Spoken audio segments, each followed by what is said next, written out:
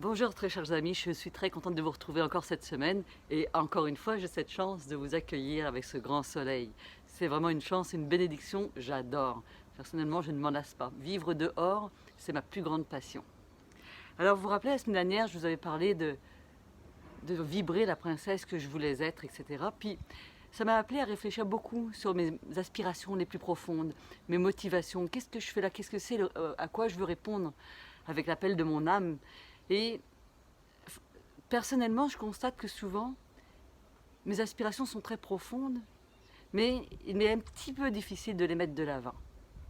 C'est-à-dire que c'est comme si je ne me donnais pas l'autorisation d'être et de réaliser ce que je suis, de montrer ce que je suis et d'oser finalement sortir de cette zone de confort. Alors je pense que cette pandémie, etc., nous a obligés à aller regarder à l'intérieur de nous un petit peu différemment. Puis je me rends compte qu'en réalité, il est temps aujourd'hui d'aller se connecter à nos véritables aspirations, à notre véritable motivation d'âme, puis de s'y accrocher. Je crois que dans l'air du temps, c'est le moment de se dépasser, c'est le moment de se choisir jusqu'au bout des ongles, c'est le moment de sortir de notre zone de confort.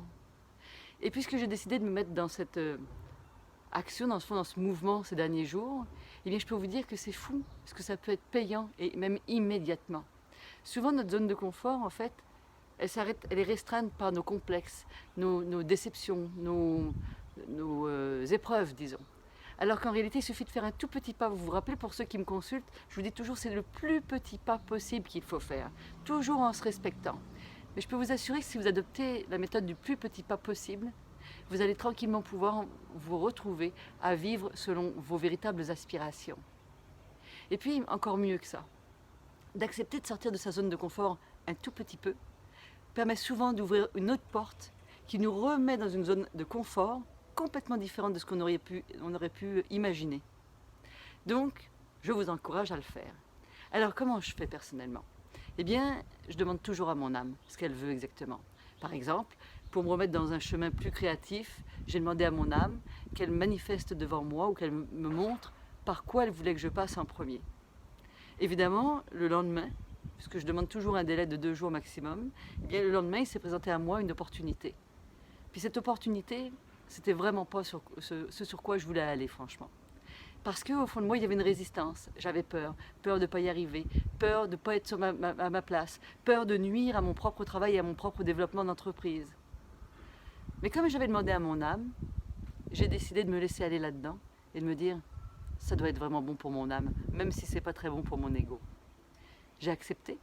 Et c'est pas d'avoir accepté qui est intéressant, c'est ce que ça a généré et les contacts que ça m'a permis de générer à côté, qui m'ont remis directement dans l'abondance, qui m'ont remis complètement dans ma créativité, qui m'ont replacé dans mon cœur, dans ma paix et dans ma joie profonde. Donc c'est un tout petit pas. C'est accepter de demander, mais accepter d'écouter la réponse, même si elle ne vous convient pas, parce que c'est elle qui va vous amener à réaliser ce pourquoi vous êtes réellement venu ici, ce pourquoi votre âme a réellement voulu s'incarner. Je vous souhaite bonne méditation là-dessus. Profitez d'aller dans la nature. Vous savez que la nature est inspirante. On est dans Connexion Naturelle. Donc, profitez-en, profitez de beau temps. On se revoit la semaine prochaine.